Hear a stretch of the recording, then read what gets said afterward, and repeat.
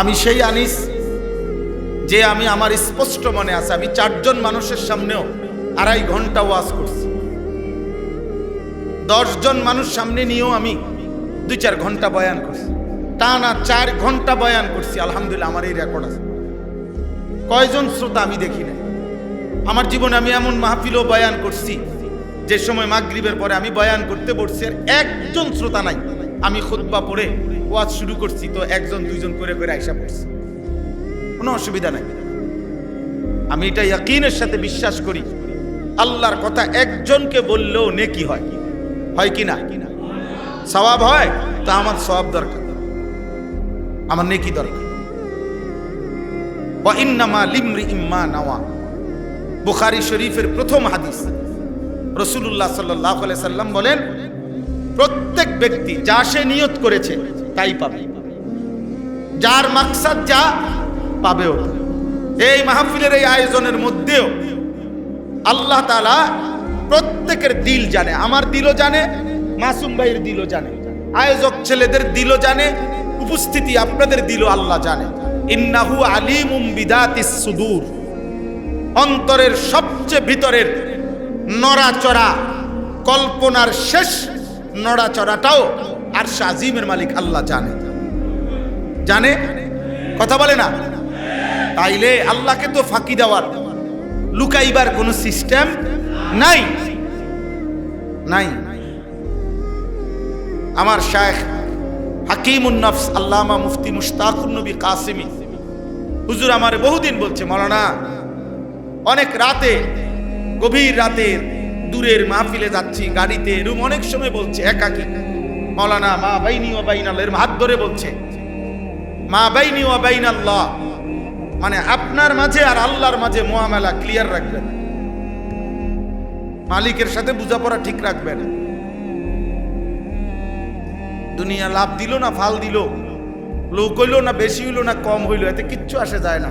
আসমানওয়ালার সাথে হিসাব ক্লিয়ার কিনা সেটা বল।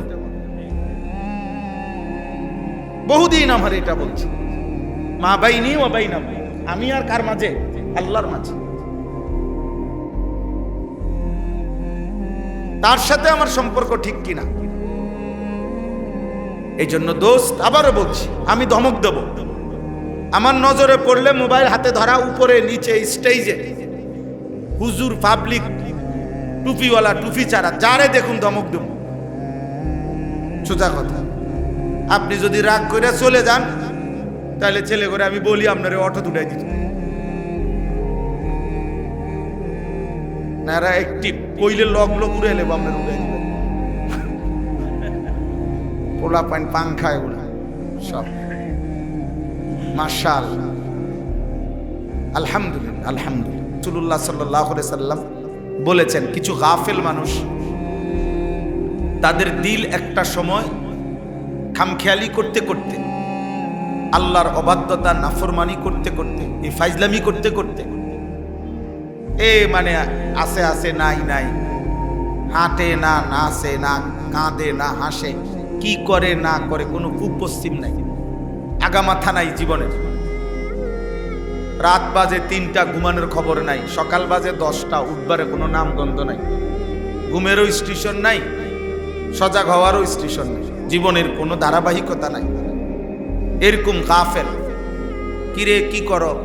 এ বসে রয়েছি। এতক্ষণ কি করছো? ঘুরছি। হ্যাঁ, ভাল লাগতেছে না। কেন ভাল লাগতেছে কি জানি। অর্থাৎ জীবনের কোনো সৌন্দর্য নাই, ধারাবাহিকতা নাই, কাজের কোনো বন্টন নাই, বরং সব কিছুতেই গাফলত, খামখেয়ালি। আল্লাহ নবী সাল্লাল্লাহু আলাইহি সাল্লাম বলেন, এমন মানুষের দিল একটা সময় এমন হয় কাল কুজে মিরবাদান। এই শব্দের অর্থ হলো ওই কলসির মতো যা উল্টে ফেলা হয়েছে, উল্টানো হয়েছে, এই উল্টা কলস এর মতো হয়ে যায়, নবীজি সাল্লাল্লাহু আলাইহি সাল্লাম বলছেন। এবং মুজাখিয়ান, সাথে সাথে ওই উল্টা পিঠে আলকাত্রা মাখানো হয়ে গেছে, ফলে এখন আর এক জাররা, এক ফোঁটা পানি উল্টা পিঠেও একটু ঘামের মতো কদ্দুর পানি আর আটে না, থাকে না, কারণ আলকাতরা মাইকা দেওয়াতে আপনার লাগার সাথে সাথে পানি পড়ে যায় সাইডে, এখানে আর কোনো পানি স্পর্শ করে না। রাসূলুল্লাহ সাল্লাল্লাহু আলাইহি সাল্লাম বলেন, এই গাফেল নাফরমান অব্যাহত পাপী এই ফালতু মানুষটার দিল একটা সময় এরকম উল্টে যায়, ফলে তার অন্তরে আর লা ইয়ারিফু মারুফান ওয়ালা ইউনকিরু মুনকারান। একটা সময় এমন হয় কোন নেক কাজেই তার কাছে আর নেক কাজ মনে হয় না, কোন গুনার কাজই তার কাছে আর গুনাহ মনে হয়। প্রতিদিন এক তালে, এক রঙে, এক ঢঙে, একই আন্দাজে সে গুনাহ করছে, কোনো লজ্জিতও না, বিব্রতও না, কোনো রকম মানসিক কোনো অস্থিরতা অথবা লজ্জিত কোনো অনুভূতিও নেই। স্বাভাবিকভাবে মিথ্যা বলতেছে, স্বাভাবিকভাবে ওজনে কম দিতেছে, স্বাভাবিকভাবেই প্রকাশ্যে সবার সামনে খোলামেলা বিড়ি সিগারেট খাইতেছে, স্বাভাবিকভাবেই মানুষের সামনে চলাফেরার মধ্যেই মানুষের আশপাশে দেখতেছে উনি নর্তকী, নাচ গান টেলিভিশনের মধ্যে দেখতেছে। এটা অন্যরা দেখলে কি মনে করবে এই অনুভূতিটুকু ওনার মধ্যে নেই। মানুষ চলাচলের রাস্তায় পেশাবে ধরছে বইয়া লাইছে, আমার মতন দরকার মুতা লাইছি আর কি। আশ্চর্য তো, তুমি একটা যুবক মানুষ, তোমার এতটুকু ভদ্রতা থাকবে না যে এটা মানানসই কিনা, এখানে মানানসই কিনা, এটা না মানানসই কি, আমার কাছে যা মন চায় তাই তো জীবন। এই যে এরকম হওয়া, এরকম হয়, এটা আল্লাহ নবী সাল্লাল্লাহু আলাইহি সাল্লাম বলেন এটা হলো ওই কথার প্রমাণ যে তার দিল উল্টানো, যার ফলে ওই দিলে আল্লাহর কথা বললেই, ধাক্কা লাগলেই পড়ে যায়, আটকে না, দিলে ঢোকে না, দিলে ঢোকে না। ফলে আর কোনো নেক কাজ মনে হয় না, গুনার কাজ গুনাহ মনে হয় না, গুনাহ মনে।